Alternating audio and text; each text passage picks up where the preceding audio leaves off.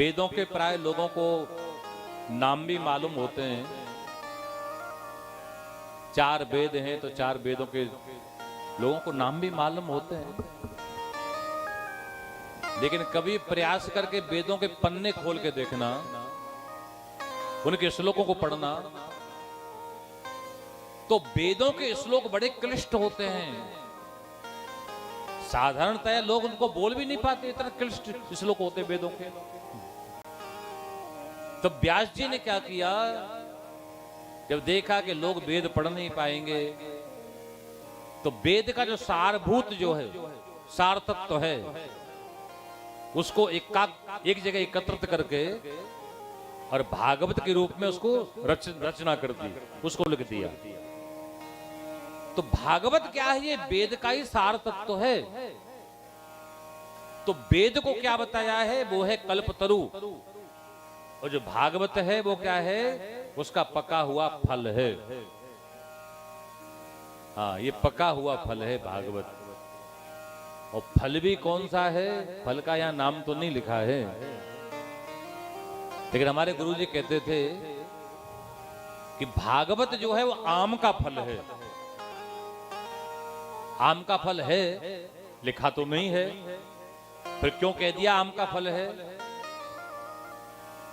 इस आधार पर कह दिया क्योंकि फलों में सबसे ज्यादा स्वादिष्ट जो फल होता है ना, वो आम का ही फल होता है। उदाहरण कैसे देखने को मिलता है कि बाकी कोई भी फल आप खाओगे तो सीधे खा लोगे, हाँ, उसको दोबारा मुंह से निकालोगे तो दोबारा नहीं खा पाओगे। लेकिन आम एक ऐसा फल होता है, उसको हमारा जब चूस चूस के खाते हैं ना, कितनी बार मुंह में डालते हैं, फिर निकालते हैं, फिर मुंह में डालते हैं, फिर निकालते हैं, लेकिन आम से घृणा नहीं होती। इसलिए कहा जाता है भागवत क्या है, ये आम का फल है। और फिर भागवत को आम का फल ही क्यों कहा जाता है, इसलिए कहा जाता है कि सुख मुखाद अमृत द्रव संयुत, मतलब यहां पर लिखा हुआ है कि भागवत बड़ी रसीली पहले से थी, लेकिन जब से सुखदेव जी ने चोंच मारी इसमें, सुख मुखाद, तो सुखदेव जी माने तोता, और तोता को सबसे प्रिय फल भी आम का ही फल होता है, ठीक है ना। इसलिए अभी भी आप देखते हो जहां आम होते हैं, तो जिस आम को तोता खुतर देता है, थोड़ा तोता चोंच मार देता है ना, उस आम को लोग पहले से समझ जाते हैं कि मीठा होगा अवश्य। क्यों मीठा होगा? क्योंकि तोते ने चोंच मार दी है।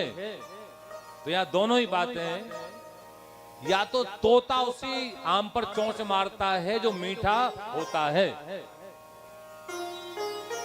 या तोते की चोंच में कुछ ऐसा है कि जिस फल में चोंच मार देगा वो फल मीठा हो जाएगा। तो दोनों ही बातें। तो पिबत भागवतम रसमालयं मुहुरहो रसिका भुवि भावुकः। तो व्यास जी बता रहे हैं कि भैया भागवत में बड़ा रस है, इसको तो जितना पी सको उसको पीना,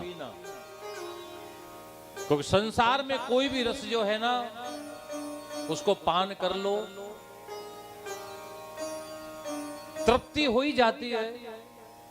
पर ये भागवत रूपी अमृत जो है वो ऐसा फल है, ये ऐसा फल है कि जितना ज्यादा इसको पियोगे उतनी ज्यादा अतृप्ति, यानी और ज्यादा पीने की कामना बढ़ती जाती है। तो भागवत जब जब श्रवण करने का मौका मिले, तो व्यास जी बता रहे हैं कि पहला काम तो ये करना चाहिए श्रोताओं को, क्या कि भागवत को सुनना नहीं चाहिए। हाँ, सब बोलो राधे राधे। राधे राधे। ये राधे राधे हम क्यों बुलवाते हैं, इसलिए कि कहीं आप सो तो नहीं रहे हो देखने के लिए। बोलो राधे राधे। राधे राधे। हाँ, क्योंकि वास्तव में ना ये टाइम ना सोने का ही टाइम है। बोलो राधे राधे। हाँ, ये तो जबरदस्ती हम घेर के बैठे हैं आपको। हाँ। तो व्यास जी कहते हैं भैया भागवत को सुनोगे तो कोई फायदा कोई लाभ नहीं होगा। तो श्रोताओं को बड़ा आश्चर्य हुआ कि बताओ हमारा व्यास जी खुद मना कर रहे हैं भागवत सुनना नहीं, तो फिर क्या करें, भागवत की पूजा करें केवल। तो व्यास जी कहते नहीं, क्या करना है, पेबत। आपको ना भागवत को सुनना नहीं, भागवत को पीना है।